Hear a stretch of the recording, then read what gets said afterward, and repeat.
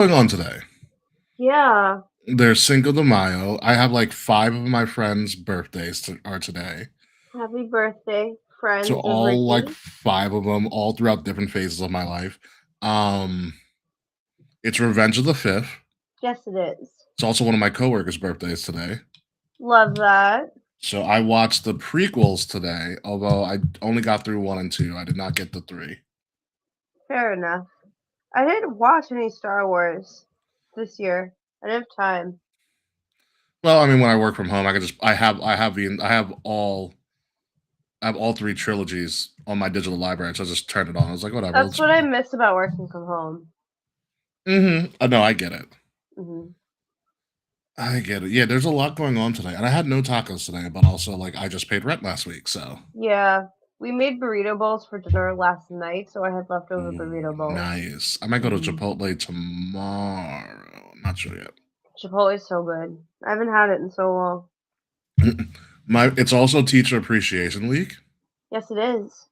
so one of my friends who's a teacher, she was sharing like her schedule for like hmm Teacher Appreciation Week, but apparently they're like, oh yeah, because they're like Monday because we talked about it. What was it? We talked about it on the weekend.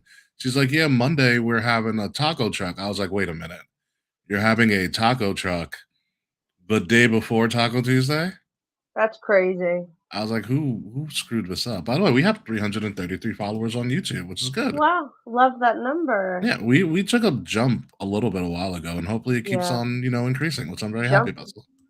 Today for Teacher Appreciation Week, they had virgin margaritas in staff in the teachers' lounge. Look at you being all inclusive. Yesterday, while we're at school, they're not going to give everyone tequila. That would be insane. Touche. After school yesterday was karaoke. Did you stay for karaoke? I stayed for a little bit of it, but Mm-hmm. we all have to leave at a contracted time. Gotcha. But the teacher I worked with yesterday, she wanted me to be in the karaoke group, and I'm like, girl, I should have left 7 minutes ago. It's just something really interesting to me about watching people that are being mandated to do karaoke.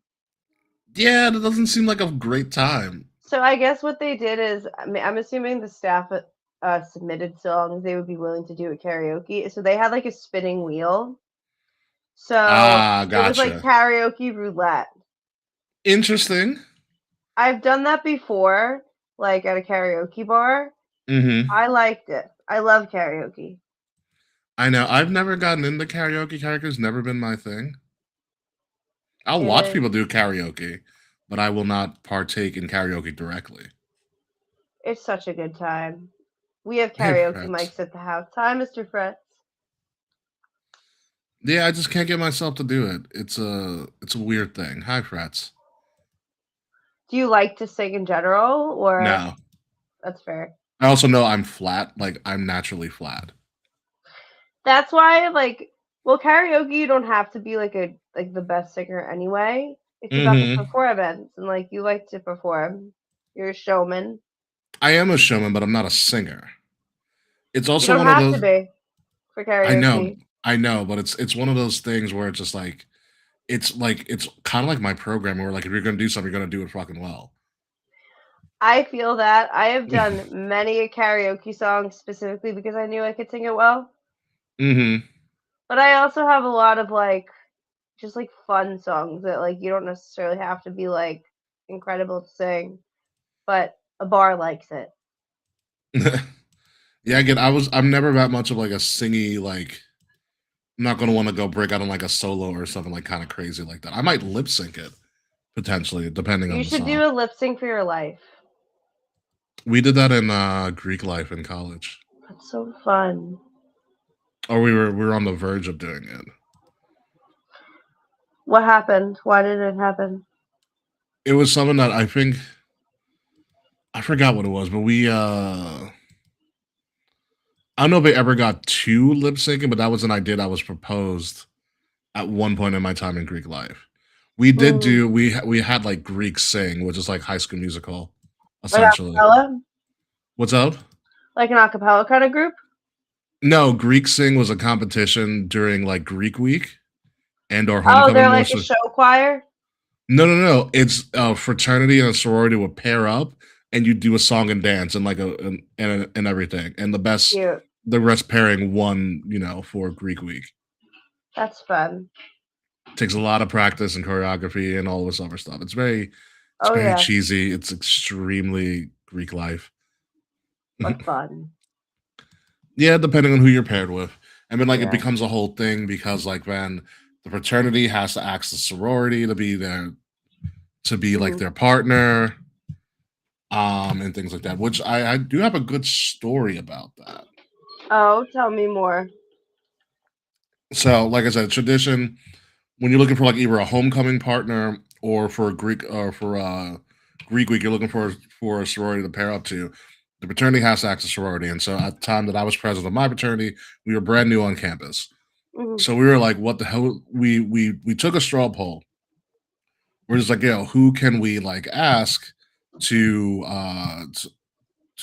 become to be our partners for homecoming? I think it was homecoming or Greek week or whatever." Um, and so who gets to be your partners? And so obviously all the guys were like, yo, let's get the hottest sorority on campus, bro. Hey, Liv. Um and everything. And so it was the Zetas at the time. And so I was like, okay, how can we do this and be like and kind of finagle my way? So I tried to use kind of my power and my pull and my social currency that I had at the time. And so Mhm. I contacted the president of a sorority and I actually took her out on a date. We went to Cute. I went to PF Chang's in town. And I was talking to Robin just like asking about like would they be interested? And she's like, she don't know, blah blah blah blah. But she was non-committal, Yeah. which is fine, cool. Politics plays politics. That's fine. So then I find out via the Zeta, be the president of Zeta, that Teak, another sorority, was going to formally act Zeta in like a really ridiculous way.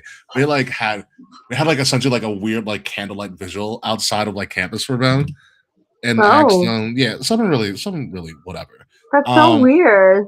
so then I go to my e-board at the time and I'm over one of the house. I'm over the house of one of the e-board people, and we are literally like we are racking our brains like, what are we gonna do? Like we can't Mhm. get Zeta now. Tika's already asked them, and like we're kind of screwed. So Yeah. we're like drinking, we're smoking hookah, we're being total guy, being like, how the fuck do we do this? And it's going on like hour two or something like that. None of us have any ideas of what we're gonna do, and then all of a sudden one of our e-board members goes, I know we're gonna we're gonna write them we're gonna write them poetry. And I go, what?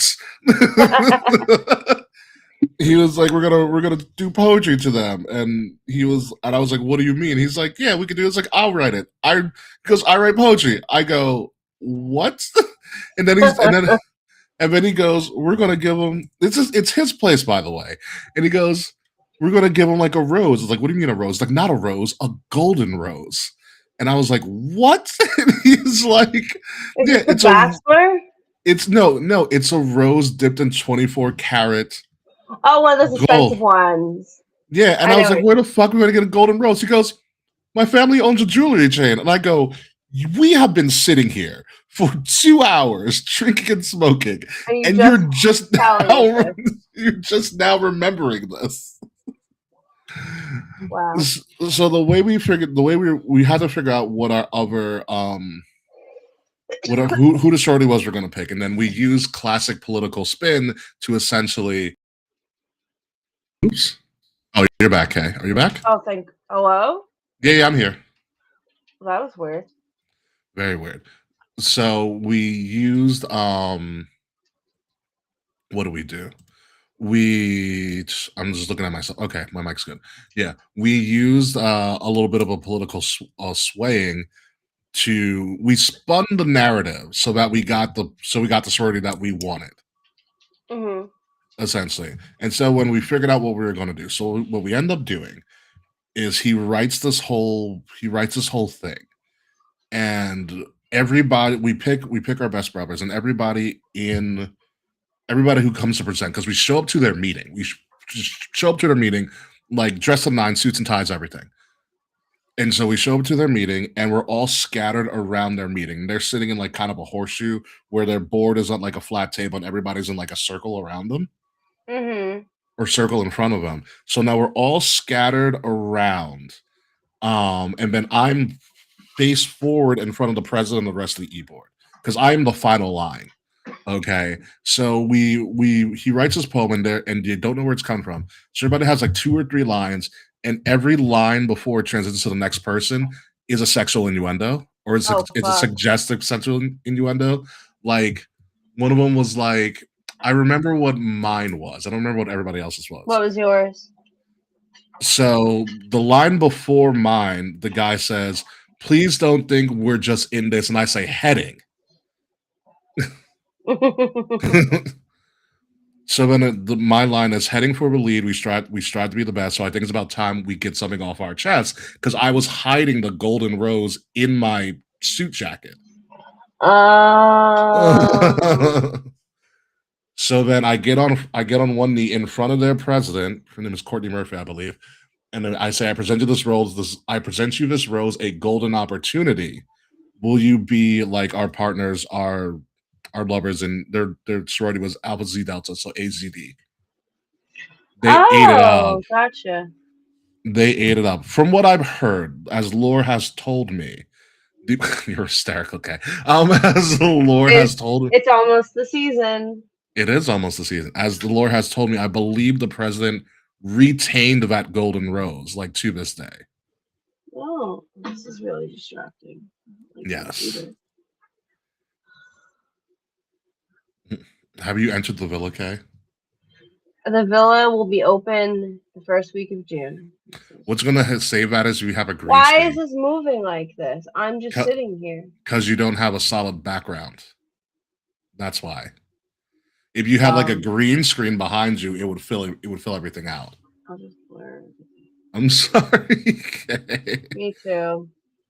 So you could buy them on Amazon, just get like a little thing and just project it behind you. Maybe. I don't know. For the next place, I want to do I have like ideas for like a cutesy setup, but I can't know until I'm in. Fair enough. Fair. And All I, right. and I like needed to move this around, but I hate that there's no wall behind me, so I'm just kind of like, that's why I have my little gallery wall here. Yeah. So we're good. Okay, we're good. We're good. Freds, I hope you're still here. We did kind of Freds is still here. Okay. Fred said, I need to be dying of alcohol poisoning to do karaoke. I know so many people that are like that. That's hysterical, friends.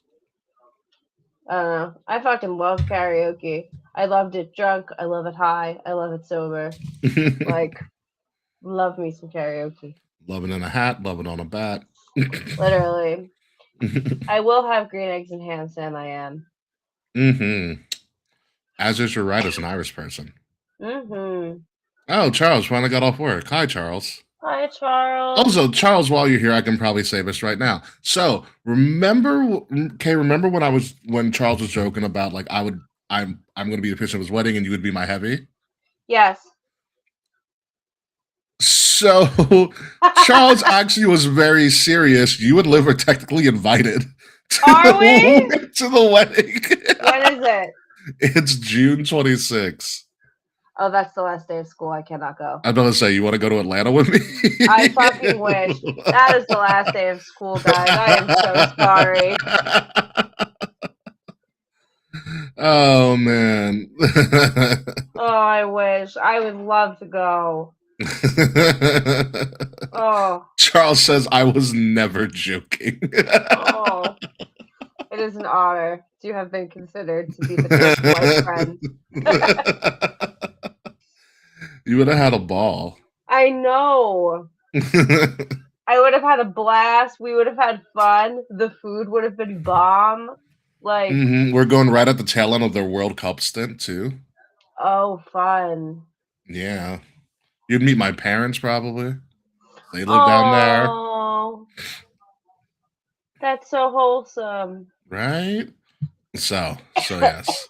Okay, that's your formal invite to Charles's wedding that you cannot attend the formal. I fucking know. I fucking wish I could go. I want to go so bad. but I have to be a good little employee. Just for a little bit longer. Mhm. Just for a little bit longer. By the way, speaking of Star Wars, because this is also it's been Star Wars Day the last 2 days. Have you Mhm. watched Maul? Not yet. I'm waiting to be like caught up on. I'm trying to like clear some shit out of my Fair TV. enough. The season ended yesterday on Is it official Star good? Wars Day. Oh, they saved the best for last. I'm very excited. Like they knew they were ending on Star Wars Day, and they're like, "We're gonna hit you with some bangers."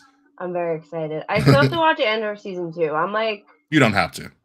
That's my bias. That's my don't even. bias. No, I loved season 1. Oh I no, have and no. I It's not that it's bad. It's just that I don't care for it. Diego Luna is one of the few men I have time for. That's why you like No, no, it. I don't know. I think I would have liked it if it wasn't Diego Luna, if it was some other guy. I will tell you this: put the captions on. Oh, I always have the captions on. Just because for some reason their volume for when they talk is so low to me Mhm. that it kind of ruined my experience for like the first couple episodes. When I turned the caption, I was like, "Oh, this is a little bit better." I feel like every streaming service, the volume is so wildly different. It's different for every show, and it's really It's annoying. annoying. Like Disney Plus in particular is so inconsistent with Hmm. volume. Yeah, like I said, I don't. I think Andor is a bit of an overrated show, but that's just me. That's fair. Um, Not that it's bad, but it's like it's you know what it is for me for Andor. What? Andor the character sucks. Like I don't like I don't. It's not like I don't like Diego Luna. I think he's fine. The character of Andor, Cassian Andor, is a horrible protagonist. Do they not flesh him out more in season 2? No, my whole thing is like it's Andor because it sounds better, but the show's really about Mon Mothma. Mhm. And Genevieve O'Reilly playing Mon Mothma is fucking fantastic. And Mon Mothma the show just doesn't hit quite the same. Yeah, Mon I, Mothma the animated series. I can't. It's fine. I know we're in the minority when it comes to Andor. I'm still gonna say what I gotta say about Andor. No, I like hearing a different opinion. Like Yeah, we saw Devil Wears Prada 2 on Sunday. and you didn't see Michael yet, did you? No, not yet.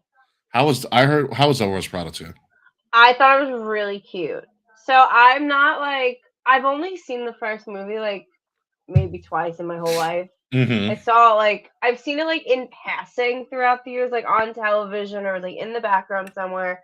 But I've only sat down and really watched it maybe twice. And that one of those times was Sunday before the first movie. Gotcha. So it was very fresh in my mind. It felt like I was concerned it was gonna be really cash grabby, and I didn't feel like it was cash grabby. I Okay. felt it was kind of like a nice like update on what the characters have all been doing. Gotcha. I liked it. Is it the best movie ever made? No. Was it really cute? Yes. Word. I'm about to probably go see Mortal Kombat 2 this weekend. Oh shit! I forgot that comes out this weekend. Mm-hmm. Ugh. Mortal Kombat 2 back. It's a heavy movie year. I know. Mandalorian and Grogu comes out in 3 weeks. I can't wait. Memorial Day weekend. Yes. So yeah, it's like I said, it's a heavy movie year. And then Hugh Jackman's Goat movie comes out this weekend too. That movie looks fucking crazy. I'm so intrigued by it. I Hugh feel like Hugh Jack Jackman's only in it for like the first scene, and then he just like dips. He has to. Hugh Jackman, I feel like he's just been on such a interesting side quest of movies lately. Like Hmm. the Neil Diamond cover band movie. I haven't watched it yet. The song Sung Blue, but I don't know why. I saw the trailer forever ago and I'm just fascinated. I'm like, why did he make this movie? You Apparently wanted it's based on something a true story, and I like misunderstood the trailer at first, so I thought this was like the Neil Diamond biopic. But it's to. not a biopic about Neil Diamond. It's a biopic about some man in a Neil Diamond cover band. Yeah, it's bad timing because the Michael biopic like shattered all biopic records. Good. I'm excited to see it. You should be. It is a great time. Um, You know, it is a fantastic, fantastic Michael biopic. I would see it again, to be honest with you. I heard the studio was greenlit the second one. Is that true?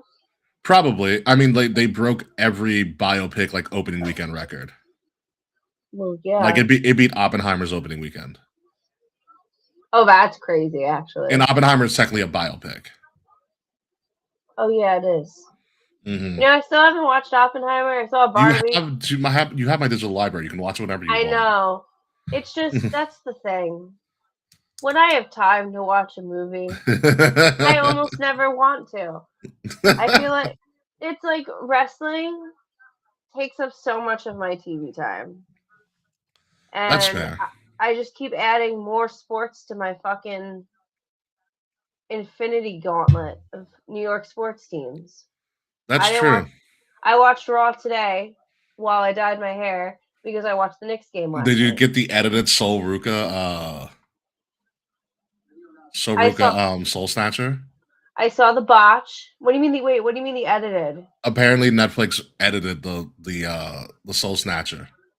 But so they took out the botch. So they took out the botch part and then so it made it look like she ran up and hit it in one foul swoop. They did? Because Liv caught that she botched it. Everybody caught it. She slipped really badly, and I was like, "Look at the shoes she's wearing! Like, what made you think you were going to pull that off in no shoes?" I thought she was just excited to be in the ring with Becky. She just like. Oh no, she did well, and I will forever support a black cream like Soul Ruka. So she's fantastic. We are a very large Soul Ruka household. Soul Ruka. This is a Soul Ruka household. She went to your favorite university too, the University of Oregon. Did she? Yeah. Go Ducks. Her major was something really weird. Like what? How weird? I'll tell you in like 2 seconds. Because it was something that's totally like, wow, this is something only Oregon would do. Like pottery? Basket weaving? It wasn't bad. It was.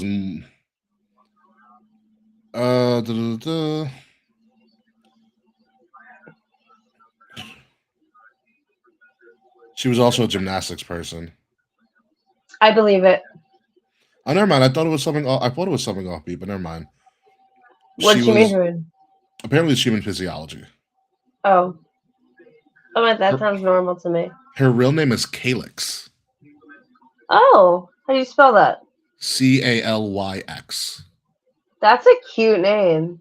Calyx Hampton. I like that name.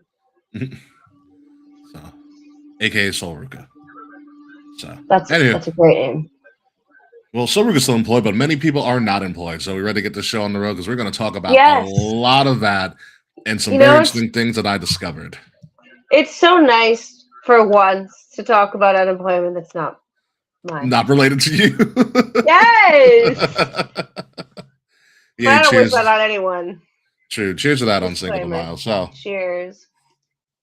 That being said, we're going to get this show on the road, and we are going to get started in just about 3 minutes. So sit back, relax, and we're going to talk releases and backlash because that's what we're talking about this week. Because that's why we do what we do. We'll get back to AEW in a couple weeks. As Double or Nothing is coming up. It's a pay-per-view heavy week, a pay-per-view heavy month, actually.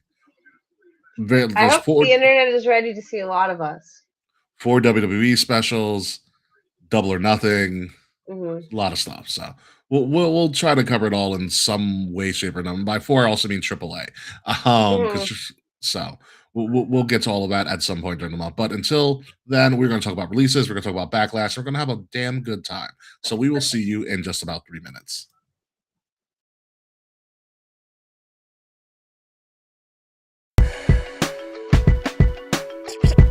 Kings of the rings of the illest. King. Kings of the rings of the illest.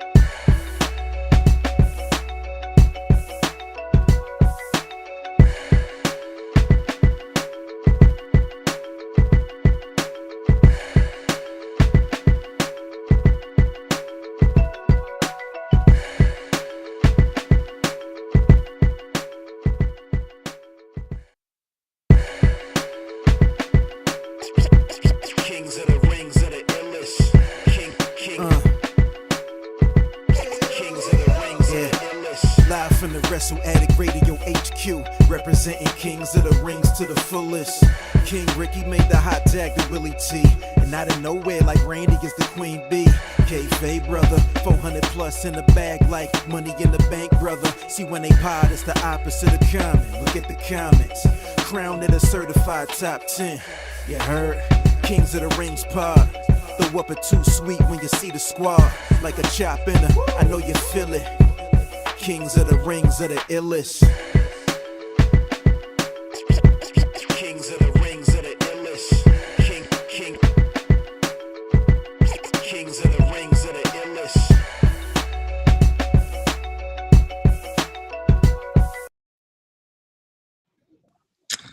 illest. So good. Cheers to that. Happy Cinco de Mayo. Happy Cinco de Mayo. May the fourth be with you. No, it is. And also with you. God, you are such a Reformed Catholic. Ladies and gentlemen, welcome to episode number 442. We're coming at you live right now on Twitch, on YouTube, on Facebook. Thank you guys for joining us on Kings of the Rings podcast. I am your host, King Ricky Rose, joined by very nice, very evil K Housen. No Willie T tonight. Willie T is dealing with a family matter, so he is not going to be here. So it's Ricky and K. It's going to be a really fun episode. We're gonna talk, we're gonna chat, we're gonna yap it up. But first and foremost, Kay, how are you doing? I'm doing well. We both have our green glasses on, which I love. Oh, your green is darker than my green, but yes. Yeah. I also don't have the big lights on because you know how this house is. I'm good. I've been busy working. I've been watching AEW for once. I'm proud of you, actually. You'll never believe I watched Dynamite and Collision. And Collision? Do I remember what happened? No, but like I did watch it. I do know on Collision they did publicly announce, unfortunately, that Rebel has she's terminal yeah. ALS, right? Terminal ALS, yeah, and that sucks, but it sounds like Tony Khan and company are obviously helping her in any way that they can, which good on Tony and them. So, I will say, my very quick AEW takeaway, there was so much more wrestling on AEW than there really has been on WWE, I feel like. Yeah, we're going to talk a lot about that. Right now, actually. So yeah, we're going to talk a lot about that right now because it's very interesting how things are shifting in WWE. And so, as most of us know, we've been accustomed to that after WrestleMania, they are going to release some talent. And that talent sometimes is going to shock you. Sometimes that talent is going to not be so shocking, but it's a little bit different this year, I feel like, especially with all the stuff that's coming out on these talent releases, the timing of some of these talents getting released, so on and so forth. And it's not just WWE, Raw and SmackDown in particular. It's also NXT. They also release people from Evolve. They also release people from WWE ID as well. So it's the entire farm system of WWE. And I'm going to have the list of people who were released on this bottom ticker as we go and we talk about all of this. But some of the notable names from last week and also from earlier this past weekend. The New Day, Kofi and Xavier Woods, Zoe Stark, Aleister Black, Zelina Vega, Alba Fire, pretty much the entire Wyatt Six all got in a foul swoop. You have Dante Chan, Dex Lumsek, we talked about them. Andre Chase, no more Chase U. Andre Chase has been released. Apollo Crews, not so surprising to many people. Santos Escobar, kind of a weird one as well. And as you see, there's a bunch of names that are. Didn't he just resign? Santos? Yeah. I'm not sure about Santos. One of the big ones for me, Tyra May Steele, who was a season 1 female winner of LFG, got released. Tyra May Steele was also the Olympic women's wrestling champion that they had signed. Oh. So that was a very big surprising one. But I think the one that shocked everybody most recently has been the New Day's Xavier Woods and Kofi Kingston. Whereas it has come out, they one day confirmed it. Two, they it has been rumored that they were asked to take a pay cut after signing a multi-year deal the year before.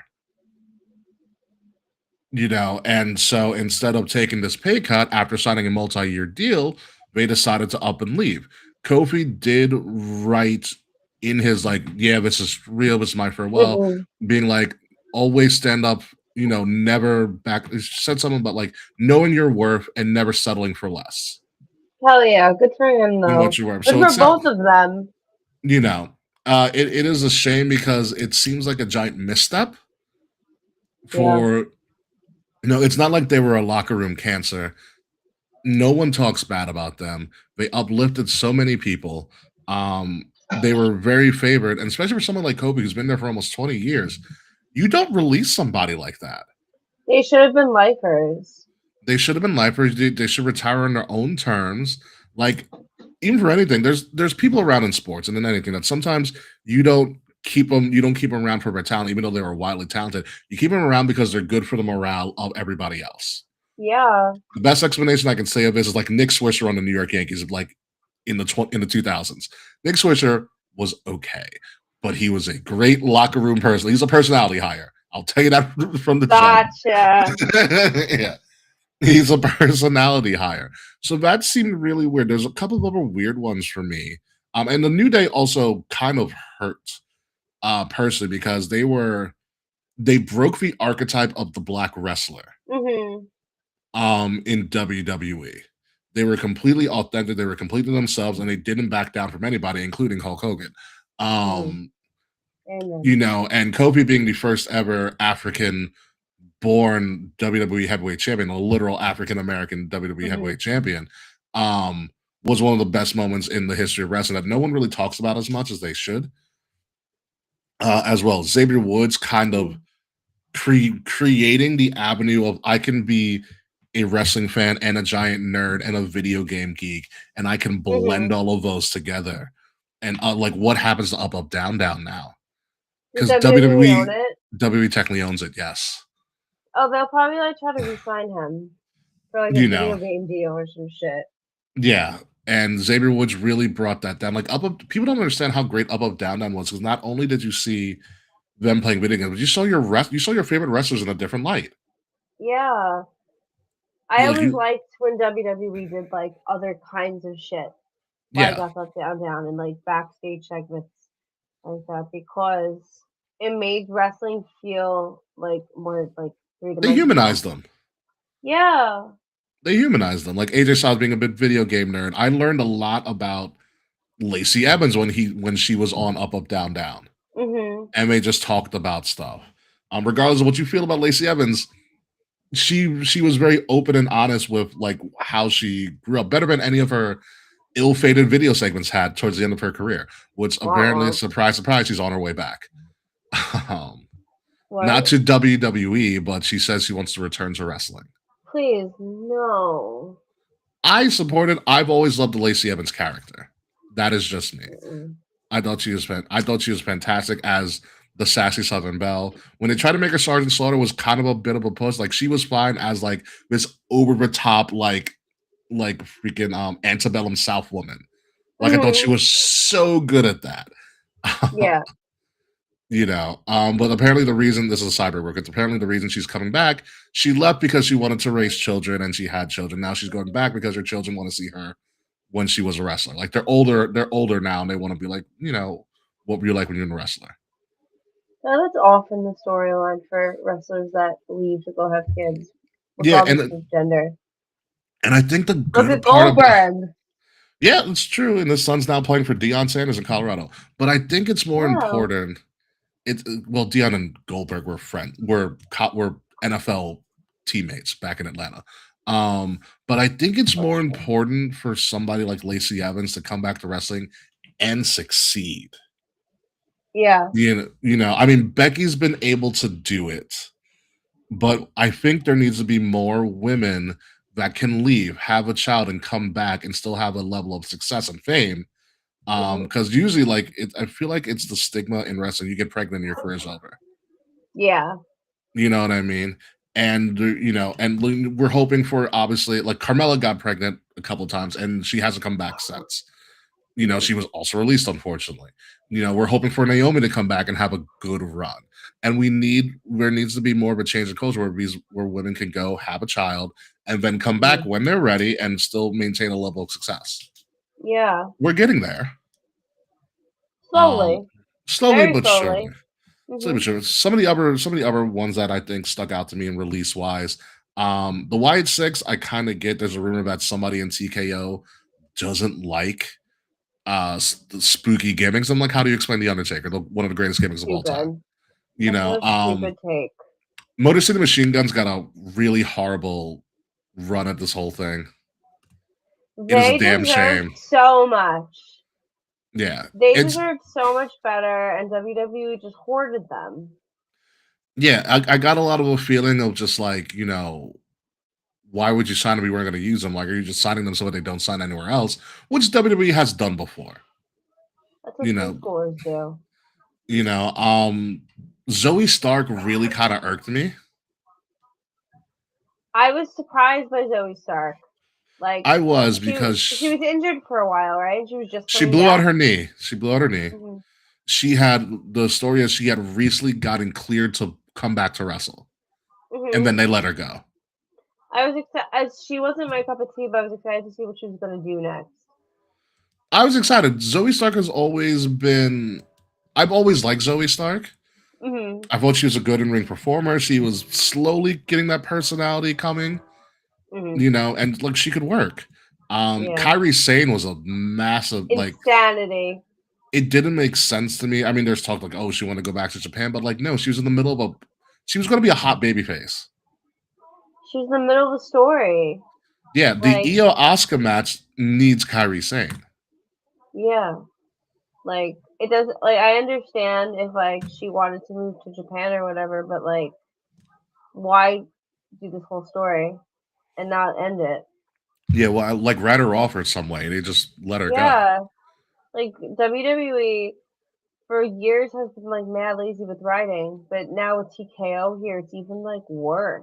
Yeah, like none of the decision making makes any sense.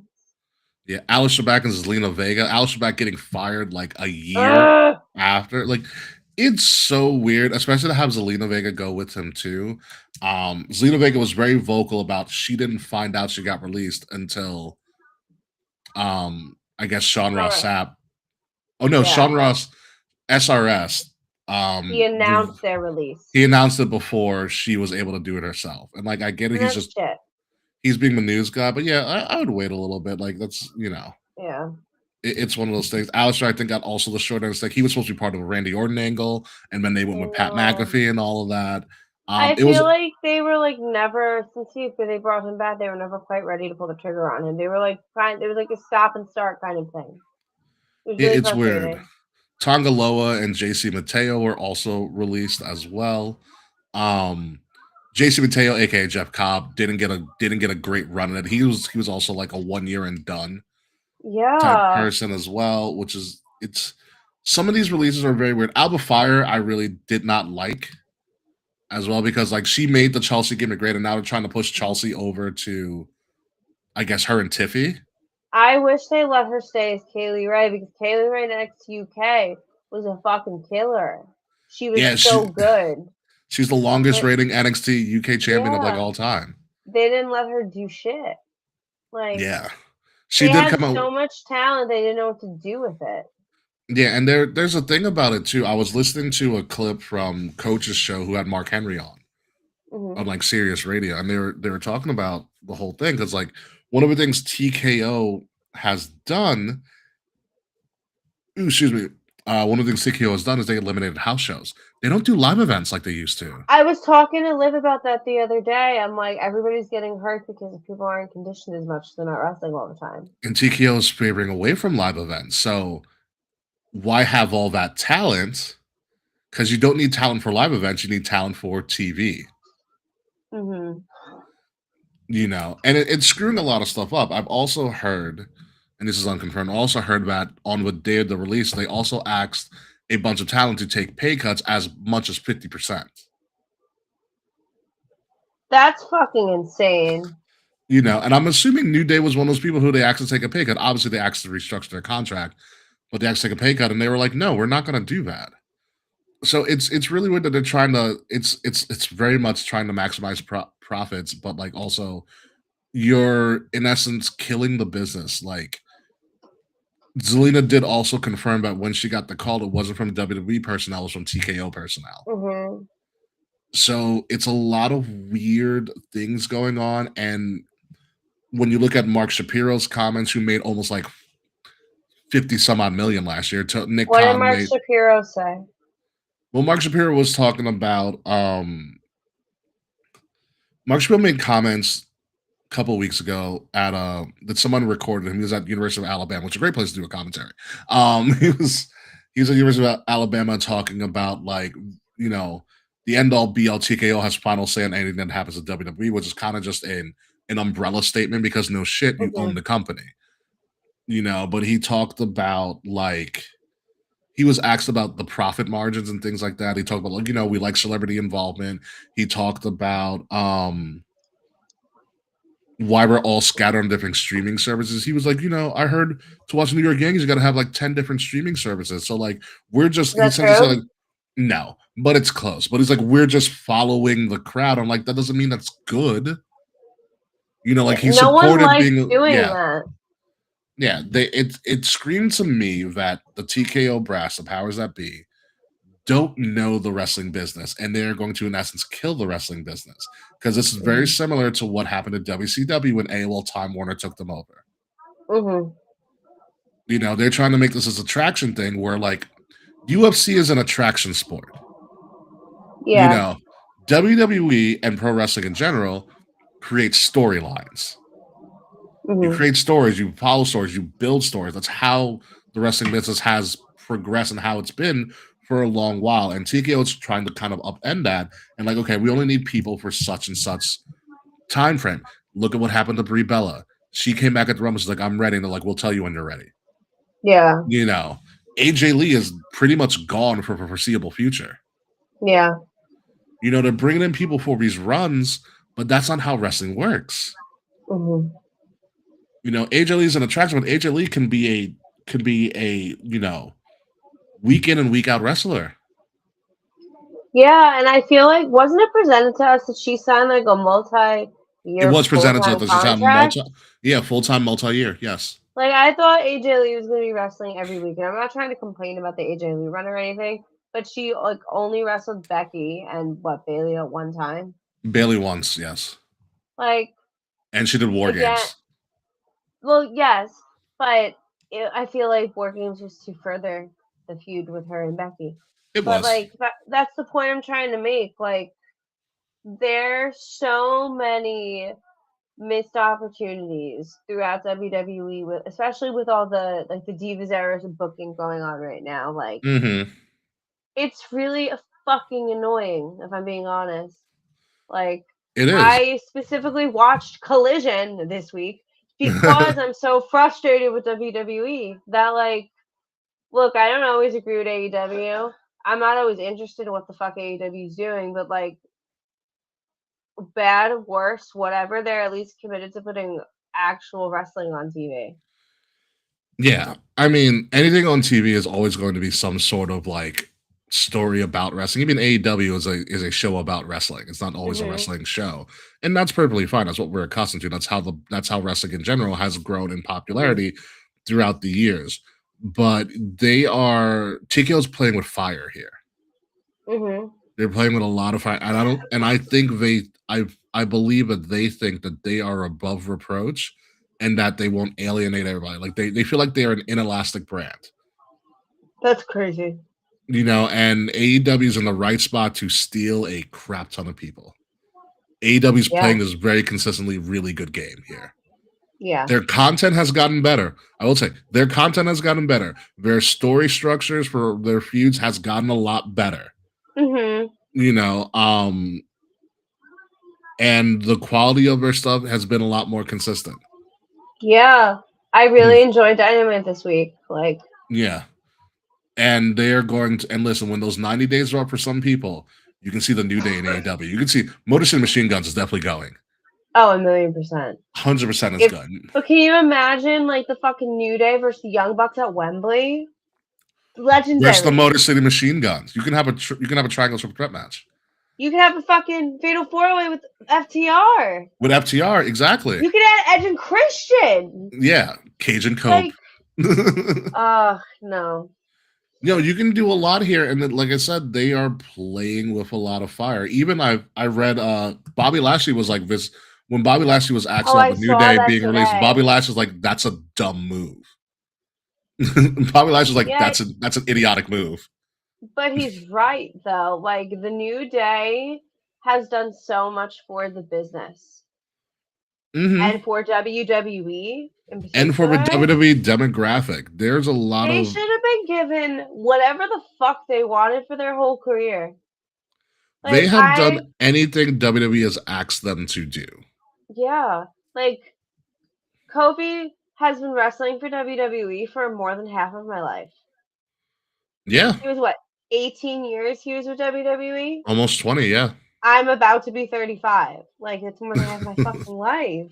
Yeah. Like, I thought he would only ever wrestle in WWE. I never thought they'd get released. Never in a million years. Honestly, and if Kofi never returns to wrestling, then so be it. I think he's deserved it. If he wants to retire right now, and like I think he deserved it. Right, yeah, he deserves it. Same thing for Xavier. I think Xavier will return to wrestling. Me too. I think Austin Creed's gonna have a run for sure. Yeah, my fear for WWE in general, especially with this corporate takeover and the people that are in corporate at this time, is that they're becoming too essentially Eurocentric. In what sense? As in, they are going to anything that's not Eurocentric, mean like more European centric, but also more. They're becoming too corporate, and they're not going to take risks. Oh, they're so corporate now. Yeah, I mean WWE's already been corporate. Like they're not going to take risks beyond. They're so it's sterile now, is what it is. Yeah, they're not going to take risks. They're going to go 2 months with the metrics of like, oh, this is what they're, this is how people react to this. Is how people react to that. They're not going to be willing to experiment. Like, they're not going to be willing to experiment when people give people chances. Either you're going to hit or you're not going to hit. And if you don't hit, you're out. You're not going to give time for people to build. And wrestling is built on a lot of organic and slow build storytelling. Kofi Mania doesn't happen unless you take time to build that. Daniel Bryan's rise doesn't happen unless you take time to build that, much to their behest, but it worked. Like the story of Hulk Hogan, the story of Stone Cold Steve Austin, the story of The Undertaker and Kane, all of that takes time to build. You cannot, it is not an instantaneous thing. Yeah.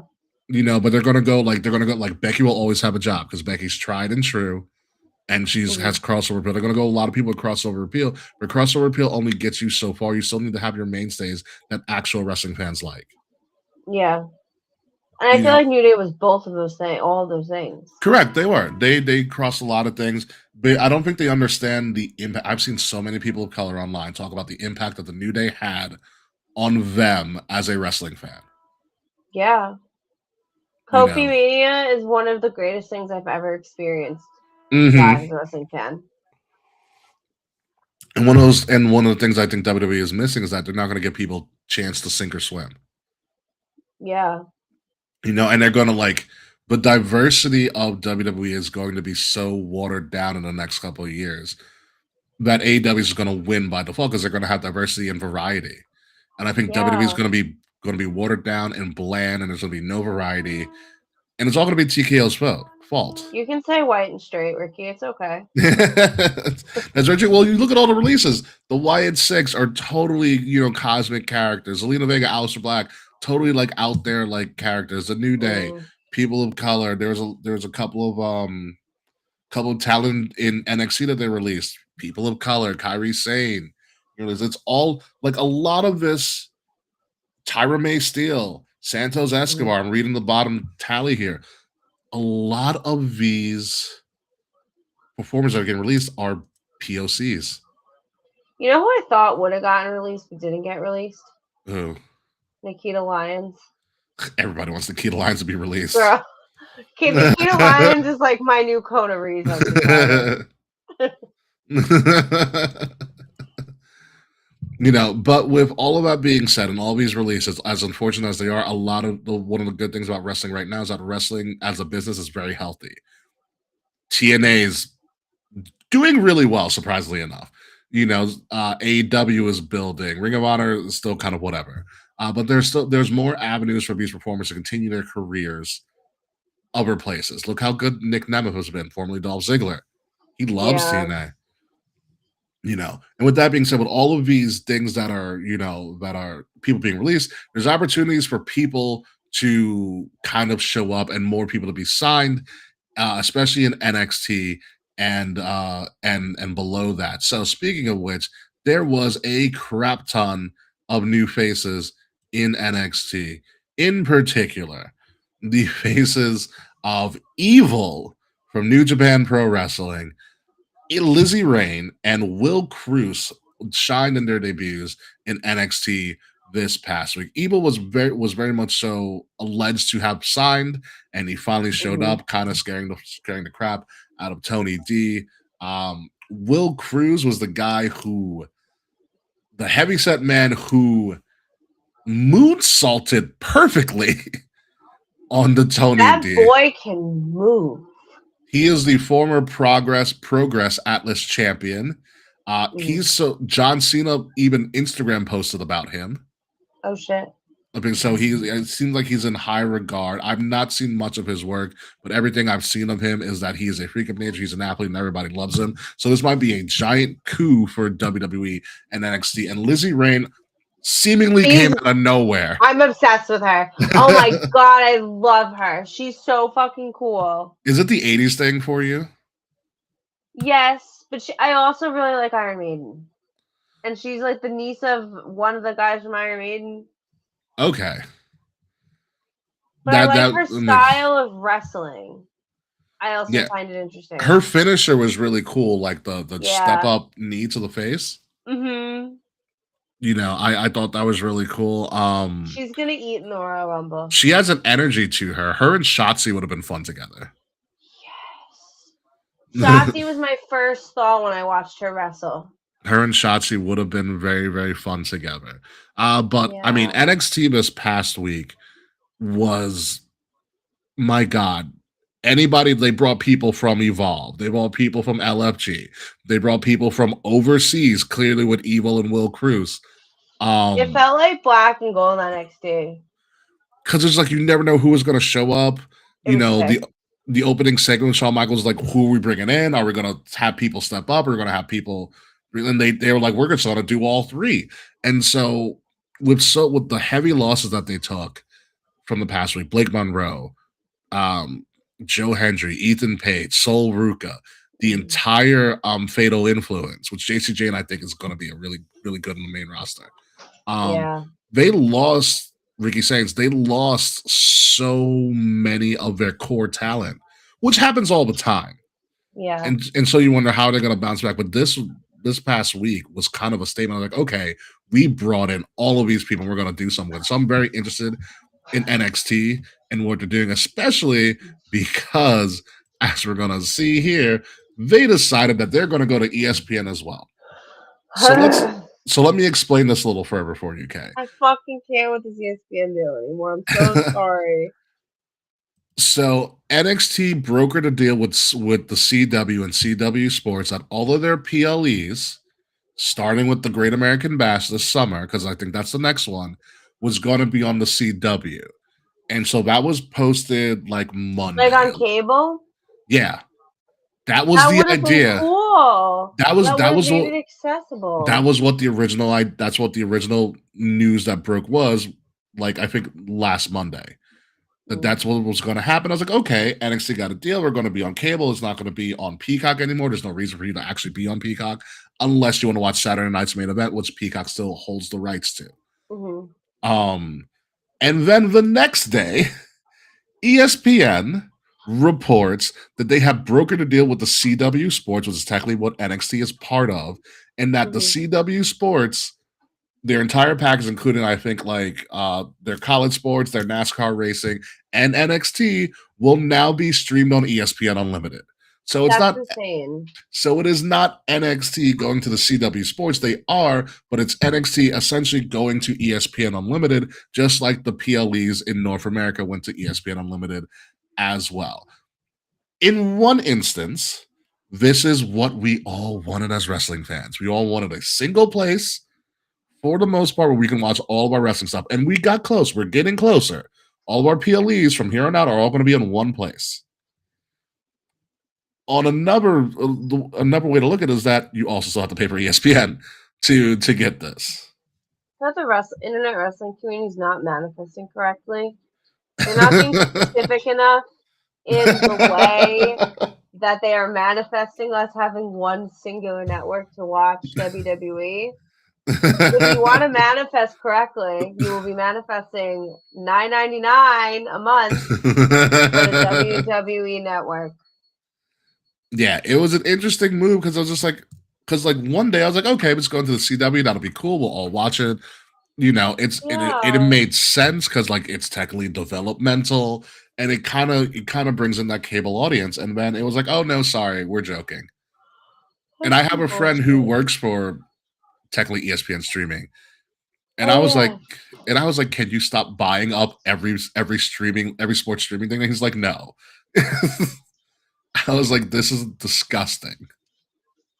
I'm so sick of ESPN. We're gonna have to get used to it. I know. Doesn't mean I'm not gonna complain. Although on the flip side, like ESPN is really, really trying to push to get ESPN Unlimited off the board because obviously money. And if this does help the mainstream, more of a mainstream audience get invested in NXT, this could yield benefits potentially. I'm not sure, but I don't know. Saquon, our friend Saquon brings up a good point. He goes, I thought the deal for NXT was that it's going to be on both. You have access to either, you can watch it on either. I don't know. That is a good question. My answer is I don't know. If it is going to be shown on the CW as well as ESPN Unlimited and you can do either or, I think that's awesome. You know, I think that's an awesome deal. If it is you have to go to ESPN Unlimited to watch it, then that might be a little bit of a snafu. But hopefully they clear that up and that it is going to be seen on CW proper on as well as ESPN Unlimited. Because that's a way I can see it and be like, okay, that's cool. Yeah, I feel like if it's on both, that would be better. That way you have the people to have the option. But like, they're so stupid. I understand that these are the people with the college degrees, and like I'm not. But like, if you're trying to make money, because everyone knows TKO needs money because everyone's in debt. Everyone's in debt. Of course. Trying to make money. You can bring in new wrestling fans so easily by putting it on television for free. Or putting it on, a cheaper app, like, I don't know, Peacock? The network, perchance? Like, I understand that times are expensive and that we're never going to go back to, I feel like, a normal cost of living ever again. But, like, you have to be rich to truly enjoy wrestling. And it's such a bummer. Yeah. It really is, and I don't know how we're going to fix this, but we will definitely see what happens with it, in particular. So it is one of those things that Eric Bischoff said in a TED Talk years ago, and it's a fact thing. Professional wrestling has always been a top 10 most watched product in the history of television. Always has been. Always been a top 10 most watched product in the history of television. So the fact that we're kind of sometimes moving off of television seems like a bad misstep based on just the fact that it's always been well watched and well received. Yeah. Like, it's so dumb. Like, keep it on at least one streaming service if you need to include streaming. I think we will get there at the 5-year point of a Netflix deal. I think a lot of things will move over to Netflix. Yeah, I think a lot of things will move over to Netflix. I sincerely hope so. That's what I think, because they have the 5-year opt-out clause, and I think they're going to opt out renegotiating for at least for the States and get most of it on Netflix. Not the greatest thing ever, because they lose obviously like TV contracts for most things, but it could work out in the long run. Be it as it may, so we have all these NXT people showing up. They're doing things, but now it's time to get some nitty gritty and talk about Backlash. Backlash. And essentially, WrestleMania, essentially Backlash this year is the things we forgot to do at WrestleMania that we should have done at WrestleMania, either due to injury or we were just being idiots. It's going to happen this Saturday, May 9th at 6. Okay, 6 Eastern from Tampa, Florida. It is also going to be just like they did WrestleMania. The first hour of Backlash will be on ESPN2, on cable, ESPN2. Proper. And then the rest, you have to go to ESPN Unlimited app, so on and so forth. So Backlash is a card that's not really big. Again, it's kind of just like, oh, here's a crap we forgot to do or we weren't able to do for whatever reasons. So it's kind of like very much so a WrestleMania light this year, but also including in the WrestleMania light is John Cena. John Cena history-making news is coming to Backlash, although he does live in the Tampa area, I believe. So this isn't really a lift for him, but John Cena is going to be showing up at Backlash with history-making news, whatever it may be. There has been a lot of talk about the future of WrestleMania. They haven't announced WrestleMania 44 yet. There's been a lot of talk about Club WWE, which John Cena is the spokesperson about as well. Nick Khan said, wait till you see what we have to announce for WrestleMania's coming back. We do know that the city of Nashville has made an open bid for WrestleMania 44, especially because they got screwed out of 43 because they were supposed to get 43. So there is a lot of speculation on what this history-making news would be. Kay, what are your best thoughts on what John Cena has to announce?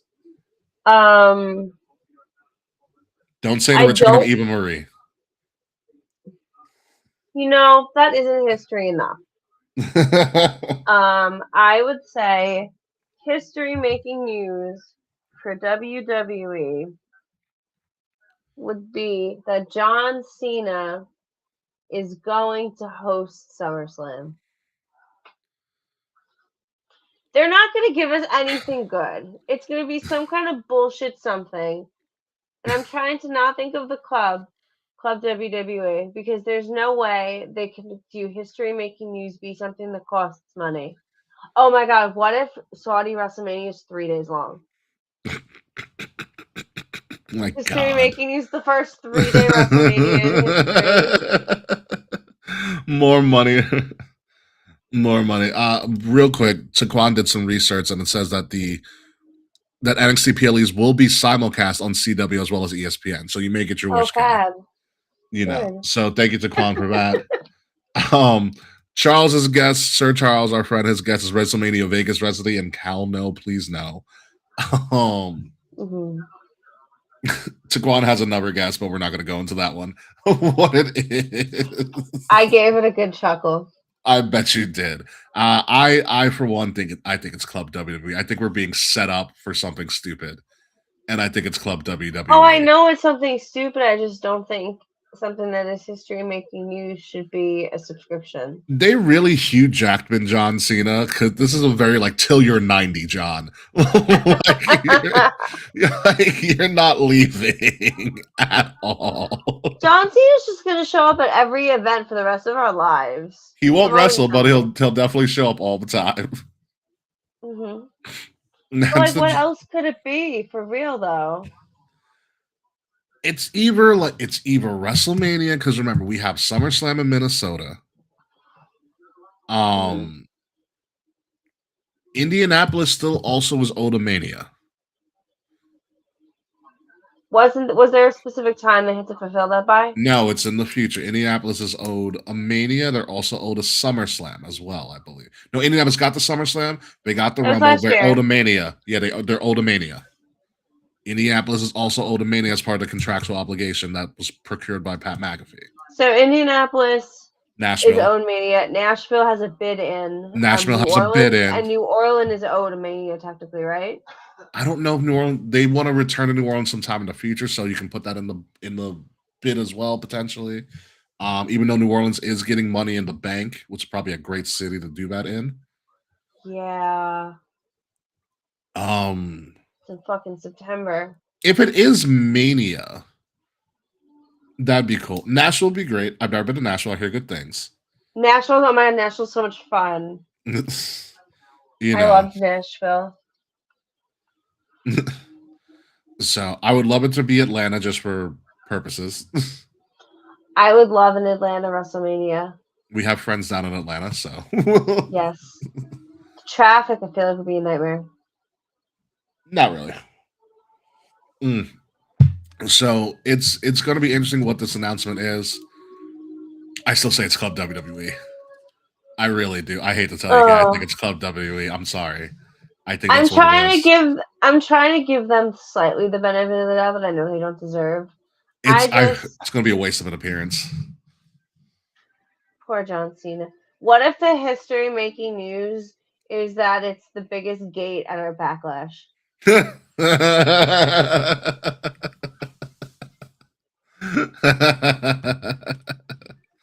Due to price gouging. Yeah. I don't freaking know. God, I just want John to rest at this point. He deserves a break. Yeah, give John a break. I mean, he also is promoting the Acme movie, Cowdy vs. Acme. Yeah. It looks so good. It's the movie that they canned. I know. And they brought back because it got good. It got good views. So we'll see. I don't know. Maybe WWE partners with Looney Tunes. Who the fuck knows? That would be fun as fuck, though. It's like, imagine Space Jam with WWE. It's better than their OVO partnership. The Warner Brothers did an OVO partnership? No. WWE partnered with OVO. They have a whole line of clothing with OVO. Oh, got you. Yeah. Not a fan. Not a fan. Let me look it up then. Okay. You didn't see the OVO collab? I probably did and didn't process what it was. Makes sense. Yeah, that's a good one, Taquan. All I see on the shop is a WrestleMania 6 hoodie that's not cute and a Shawn Michaels shirt that's mid. So Taquan says the surprise is Cena shows up in full Peacemaker gear and technically unretires. Oh my god. Only if he does the season 1 dance. But enough about John Cena and will he or won't he or whatever he is. Maybe John Cena's the next guy on The Bachelor. Who knows? No, he's married. Never mind. It's not that. What are you trying to figure out now, okay? I don't know. It can't be Club WWE. I'm telling you, I think it's Club WWE. Well, while we figure that out, let's move on to what is going to be going on in this PLE. It's only like 5 matches or so. It's a very quick show. Jacob Fatu, Roman Reigns World Heavyweight Championship on the line.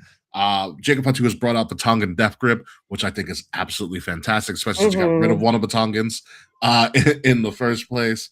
I love how delusional Roman still is, where he's like, why would you choke me out like that? I was like, Roman, you choked out like half of your family throughout the last 4 or 5 years. What do you mean? How could you choke me out like that? He's got a very selective memory. I mean, he's also selective on the dates he's supposed to be appearing too. Yes. As well, Mr. I'm going to work full time is not working full time. Which surprise. He got the title that said he's going to be back all the time, and he's never going to be back. Yeah. So it's very annoying. I also don't like them reverting back to the bloodline angle. Like, will Jacob or won't Jacob fall in line and stuff? I feel like we've been through this. Maybe they've got. No, they don't have anything cooked. Who am I kidding? I was really invested in the bloodline storyline for such a long time. And I just feel like we're being kind of dicked around a little bit. They're kind of like, let's go back to this so we don't know anything else. Yeah, like you said earlier, they're not willing to take any risks. Yeah, they're definitely not. But the Gingerbread Man is, of course, quality TV. It's had The its run, but Gingerbread it's Man time to is go. Yeah. R.I.P. Yeah. With this, it just seems like they're jostling Jacob around. Like Jacob, in my opinion, still should have been in the WWE Championship scene at WrestleMania. I agree. With him and Drew Randy, and Cody would have been a fantastic Fatal 4-Way main event. Yeah. But they went away from that and they mucked it up, essentially. And now you're I doing thought he this. would have been a world champion by now. Yeah, and you're doing this thing with Roman, like Jacob beating Cody, or Jacob winning in a Fatal 4-Way and dethroning Cody would make a great sense to be a great shocker. Roman can still beat CM Punk, and then you have a battle of like the families on both shows, and that would be a compelling story to do. Yeah. But this, it seems like they're throwing Jacob around. Like they obviously like Jacob. He was on ESPN promoting this main event today, but Roman's your breadwinner. Roman's your crossover star. Yeah. And you might have seen it as well as I saw it last night when I watched Raw. Roman and Sep's happening at Mania for that title. For sure. That fucking shot in the beginning, I didn't finish Raw yet, but the shot in the beginning of Raw where they're, I guess, backstage or whatever, they're behind the WWE. Where Roman's kind of pissed that he got called into a contract signing, and Sep's like, "You're in my way." Yeah, it's coming. Oh yeah, no, it's happening. Sep's wearing all black again now. Like, no more colors. Yeah, we were complaining about that. The decuntification of Seth We are Rollins a couple of months away from a blonde streak. I'm telling you. We're a couple months away from a blonde streak. Yeah. It's coming. So with that being said, this is classic LOL Roman wins. I was getting my head. I was just thinking that this is an LOL Roman wins match. We're in the bloodline Wolfpack. We are. You know this? It's for me actually. It's not so LOL Roman wins, but I think here's what's going to happen. Because if you do this correctly, which TKO will not, as I write down your answer, okay? Because it's Roman. I think this goes to a no contest. I think Seth ruins this main event.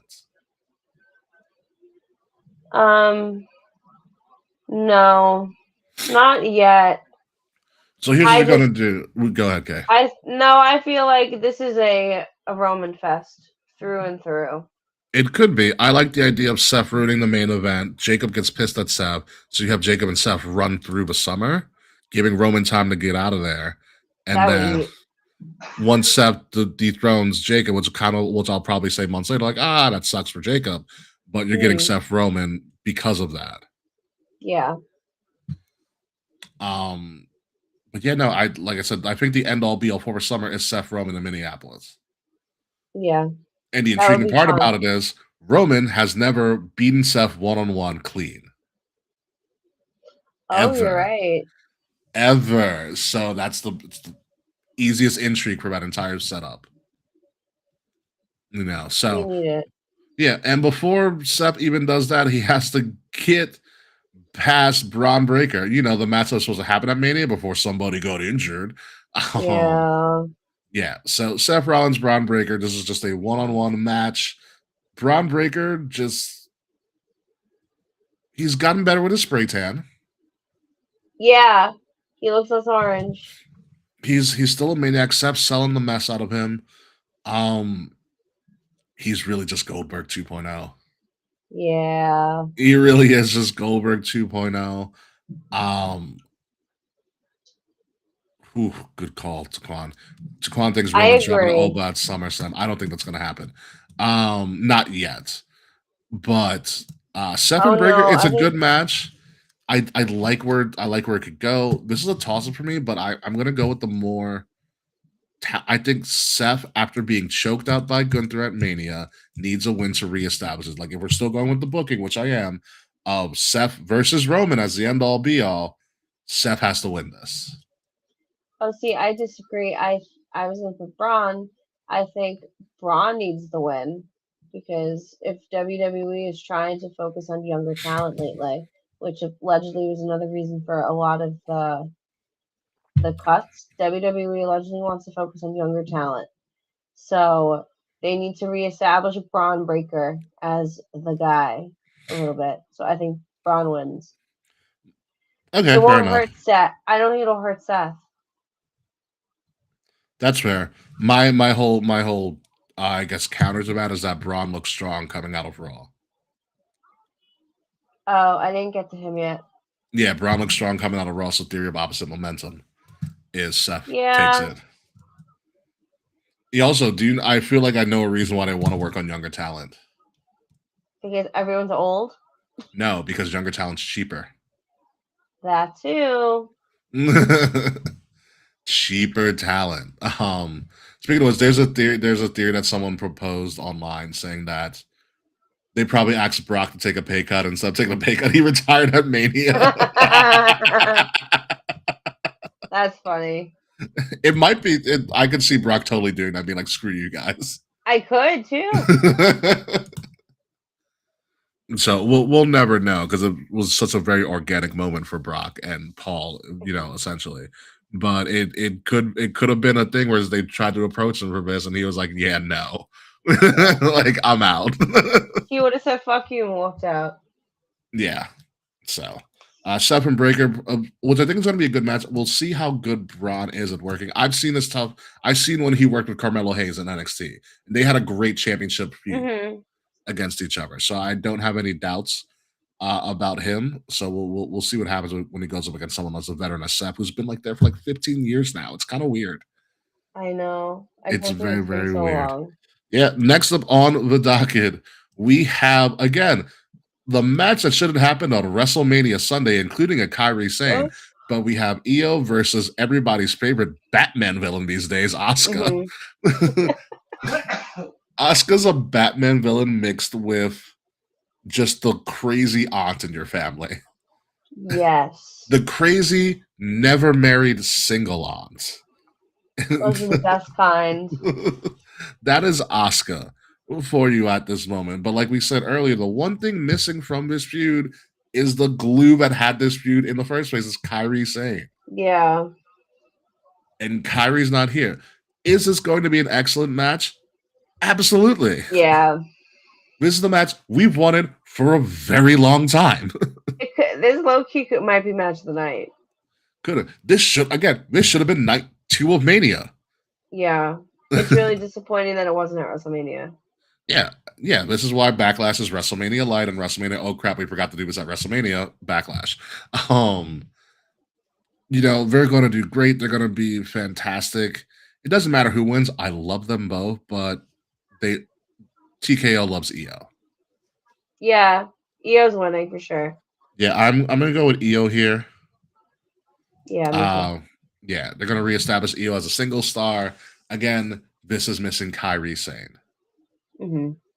This is totally missing Kairi. This really sucks, but I'm excited for this match. Anytime Asuka and Io in the ring, I really hope this is a very hard hitting, very very New Japan-esque. Me too. Match. I really hope this is a very strong style match. Yeah, but we'll see what happens. We'll definitely see what happens with that.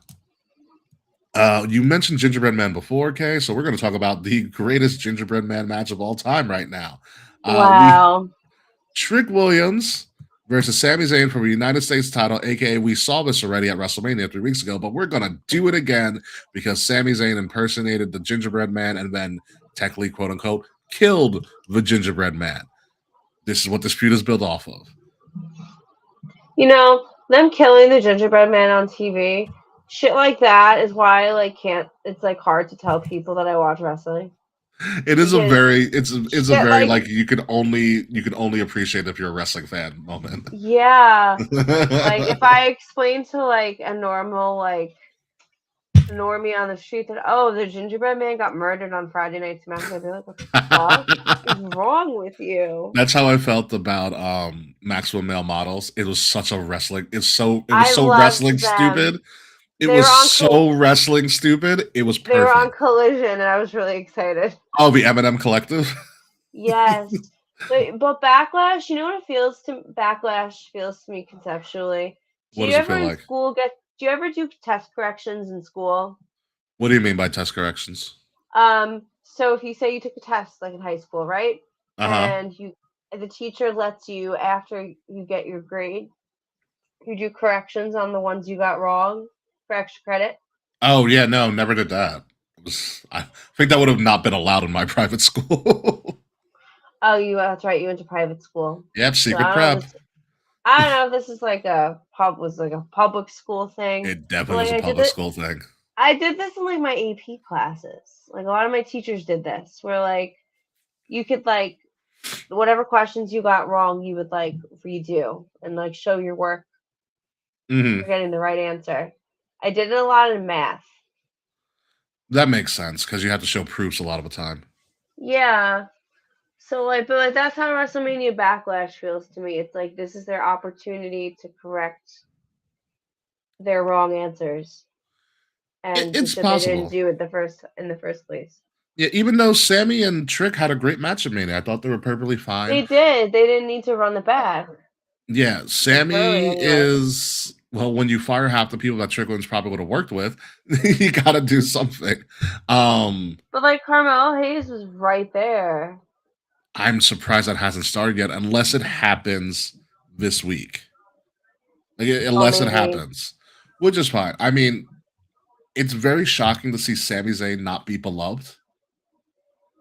Now, I kind of like it. Like his character's kind of taking a dig. Yeah, he's still my ringtone though. Oh, of course. What a ska song that is. It's just one of those things that it's, Sammy's not becoming the beloved character anymore, and he's kind of like, and it's all because Trick Williams took his spot. Yeah. So I'm interested to see what happens with Sammy after this. Because obviously Trick's winning this. Oh yeah. Yeah, Trick's your golden goose. Trick is winning this. Yeah, he's gonna hold that title for a long time. Oh yes, absolutely. This man is. I don't know if you've seen him when he did media for Mania, and he was on podcasts. He is so good at media. Oh, I bet. He is WWE's so gonna send good. him everywhere. Oh yeah, he's so good. I mean, he has the look. Like I've been fortunate enough to see Trick Williams in person when he was doing his TNA run and stuff like that. Like he's a big dude. He also legitimately does like to walk shirtless most places. Yeah.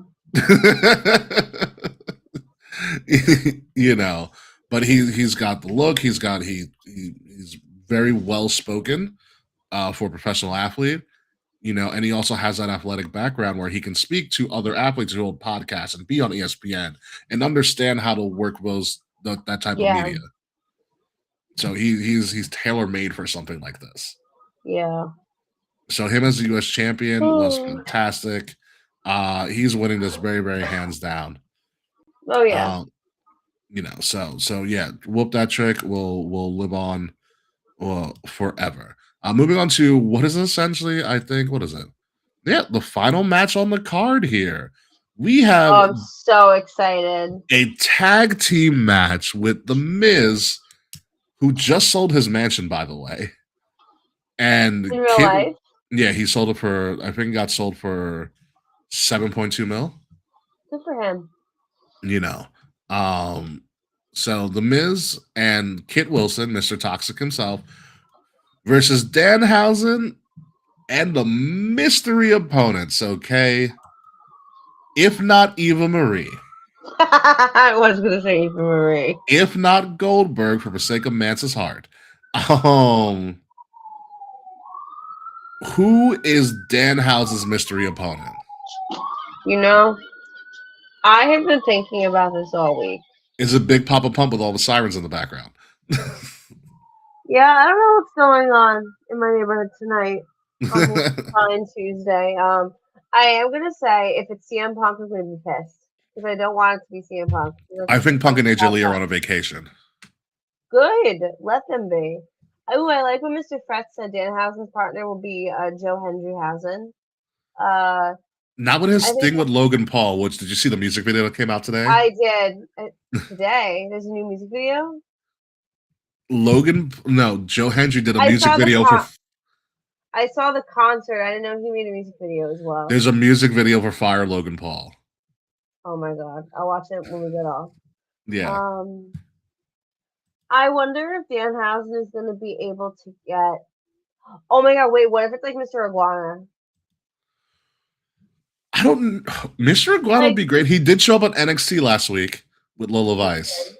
I wonder. I'm like Danhausen could either go stay the campy route and get someone like Mr. Iguana, or he could get a legend or some shit to come out of retirement. What if it's the Undertaker? It's not Taker.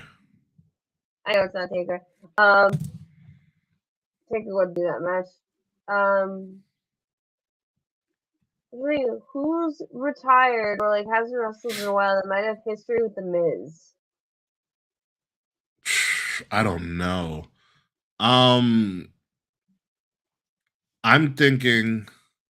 My initial thought was Batista, but Batista's never wrestling again.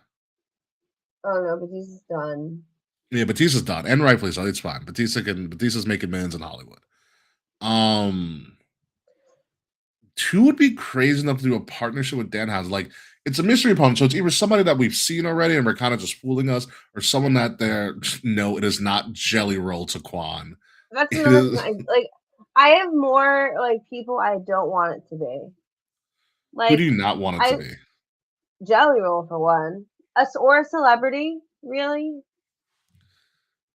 Daniel Bryan is not going to be there because Bryan Danielson is still employed by AEW. Nice try, Sir Charles. I had an idea before I remembered that he is signed with AEW as well, but I thought John Morrison would be funny. But then John Morrison, I believe, is a free agent. I thought he's in AEW. I don't believe so. TV? I don't believe so. Wait, is John Morrison not Johnny TV? No, Johnny TV is John Morrison, but I didn't know if he was still contracted with AEW. He was on TV this week. Oh, never mind. Fred's with a good guess. Elton Prince would be very interesting. Is he cleared? I don't know if he's cleared. That's also a thing because he had a really bad neck injury, so I don't know if he's cleared. It'd be really cool, even though it would be kind of weird, but just awesome because everybody loves her. Topanga. Oh my god, that would be fun. Topanga's been a giant Danhausen fan for years. So. Is there anybody that has a Tampa connection or a Florida connection? I mean, there's a lot of wrestlers who just reside in Florida just in general.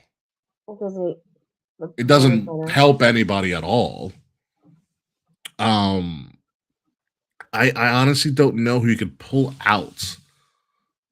I will say this: the Danhausen experiment has worked wildly well. It's incredible. We're not doing Val Venus, Sir Charles.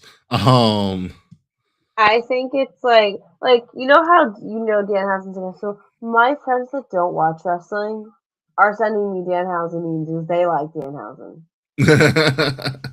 Yeah, I mean, listen though, it was a wild investment. His debut kind of fell really flat. Savio Vega's from Puerto Rico, not Bad Bunny, but this is in Puerto Rico to Quan and Freds. We've used those backlash cards. Bad Bunny and Danhausen would send me over the edge in the best possible way. It would work because Bad Bunny does have history with The Miz. Yeah, I was thinking that too. And Bad Bunny did show up as the Met Gala as an old man. He looked great. That's really good they used on him. The Boogeyman would be so cool. The Boogeyman would work.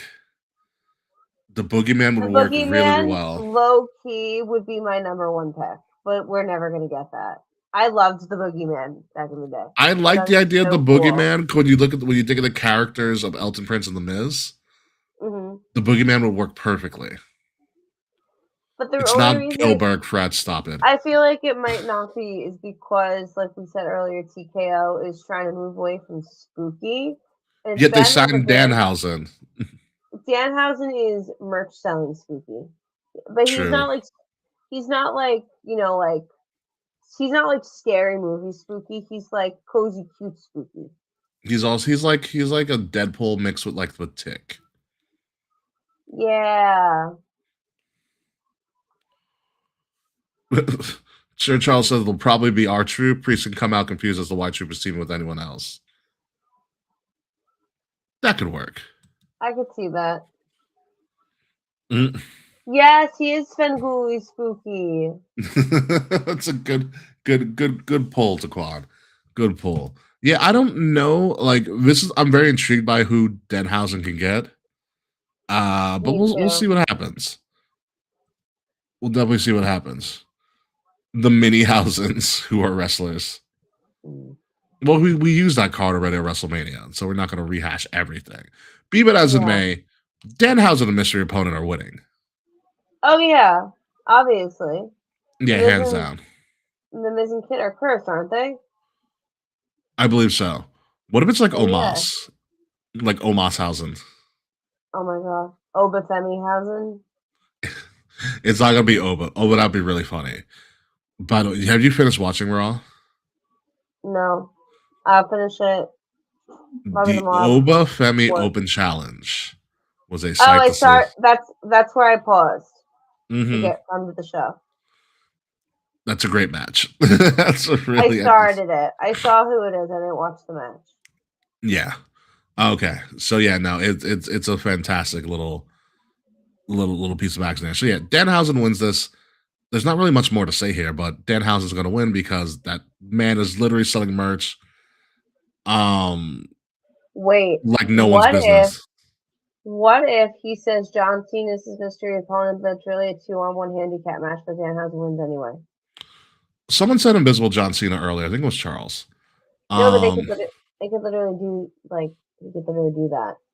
That doesn't fuck with John Cena's lore. That's true. That's true. Speed to break his. Oh, it could be ISO speed. That'd be funny to break his curse. Oh, maybe. That'd be really cool. But we'll see what happens. But yeah, no matter what happens, Danhausen's winning this. Yes, for sure. Absolutely. And so that's pretty much all we have for the Backlash card. Because it's like I said, it's not really that much going on at Backlash. 5 matches so far. They might add another one, probably not. This is going to be a very, very quick PLE. I am assuming that much, which really makes me wonder when the hell am I going to see Mortal Kombat this weekend. Anywho, 6 Eastern this week, this Saturday on ESPN2 for the first hour and ESPN Unlimited for the rest of it. Simulcast technically for the first hour. How good do you think this PLE is going to be, Kay? I'll give it like a 7. Yeah, I'm okay with that. 7, yeah, I think I'm gonna give it a 7 as well. Like I'm not expecting anything big here. Me neither. Nothing big at all. You know, because then in a couple weeks, not only do we have Saturday Night's Main Event, but then the week after that, because Saturday Night's Main Event, I believe, is Memorial Day weekend. And then the week after that is Clash in Italy. Yeah. Yeah. On top of the the Noche night, or Noche is night, for AAA, which has the mass versus mass match. Oh shit, when is that? I believe it's the same weekend as Clash in Italy. No, that's so much. So much wrestling. It's I'll do a lot. it, but like, oh. Yeah. So, I get prediction fatigue. We do get prediction fatigue sometimes, but we're gonna have to switch it up because obviously we do also have AEW to talk about as well in the coming weeks because of Double or Nothing. Are we still trying to go to Double or Nothing? Or what's up with that? Yes. I get paid in 2 weeks. I think we should jump. I was looking at tickets yesterday, actually. Were you really? Yes. It's pretty much nosebleeds are left. Gotcha. Well I'll shop around. But it would be like $50 per person. Yeah, we'll shop around. Yeah. We'll shop around. There's a deal to be had somewhere, and we will find it. They're selling They're selling a AEW Trios ticket pack. Trios ticket pack. What does that mean? Where it's like 3 tickets for a price for one price. Oh, that actually might let me pull be it bad. up. That might not be bad at all, actually. So I'm interested in that. It'll be my first AEW PLE or pay-per-view. Oh shit, that's right. Yeah, because I've only done Dynamite. Well, I guess mine too, because I've been to Grand Slam, and that's not a pay-per-view. And Grand Slam's not technically a pay-per-view, even though it should be. Yeah. Wait, this is our first AEW PLE? That we've attended, yes. That's crazy. Yeah, that's actually crazy to think about. Well, we never went to Forbidden Door when I was at the UBS Arena. They do it during Pride every year. I'm not doing that. They were doing fucking Forbidden Door during Pride every weekend. I'm not missing the Pride parade to go to AEW. Sorry, AEW. Understandable. Let's see. So, what are we looking at for prices for Double or Nothing right now? As we kind of close out the show at this moment. Cheapest ticket per person, $37.15. Was that StubHub? That's what we. No, that's Ticketmaster proper. Oh, okay. Like actual tickets, not resale. And then they have some Me Plus 3 4-pack offer that's like around the same price, like $37.50, $15 per person. Like mad affordable. It's nosebleeds, but again, that's not bad prices. It's not bad pricing at all. We'll definitely look into it. Because Yeah. I also have to figure it out because I did pledge to see The Mandalorian and Grogu that weekend as well. Do you have? Are you going that day? I don't remember because I did not buy the tickets. I see. We will figure it out. Yes, we shall. Anything else we missed in wrestling? Anything you want to talk about? Anything that we've skimmed over that you want to elaborate on a little bit more? Not that I can think of. Same for me, actually, because I honestly don't think I have anything else. Also, I am kind of preoccupied because I do want to watch the season finale of Daredevil that comes out in like a half hour. You go watch Daredevil. I need to go to bed.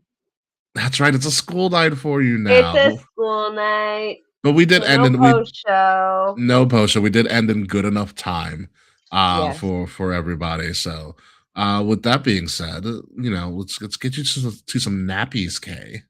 Mm-hmm. And sleep your way away. So I didn't take a nap after school today. I dyed my hair all day. Listen, everybody's got you got to do something. I totally get it. Ladies and gentlemen, you've been listening to Kings of the Rings podcast, episode number 442, title to be named later because I actually don't know what I would name it right now. I've been your host, King Ricky Rose. You can find me on Ambassador Biggs across all social media outlets, BIGZ Ambassador Biggs, with all of his hair galore, soon to be cut off probably in a week's time.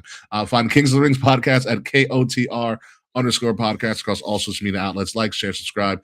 The links to all of that are in the description below, as well as the QR code that is right above my head if you are watching us. If you are listening to us, make sure you listen to us on Wrestle Addict Radio, the cure for the common wrestling podcast, and follow Wrestle Addict Radio socials at addict_wrestle on Twitter and at Wrestle Addict Radio, all one word, everywhere else. Again, the links to all of that are in the description below. Kay Housen, take it away. First, just want to say happy graduation to Taquan.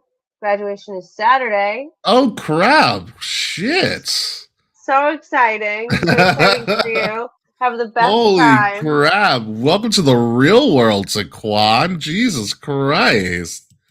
Proud of you. Yeah. Don't graduate, Taquan. Stay another year. I'm telling you right now. No, graduate. Don't be like me at almost 35 without a degree. Graduate. Taquan, it's a trap. Taquan, it is a trap. I'll tell you yes. That right.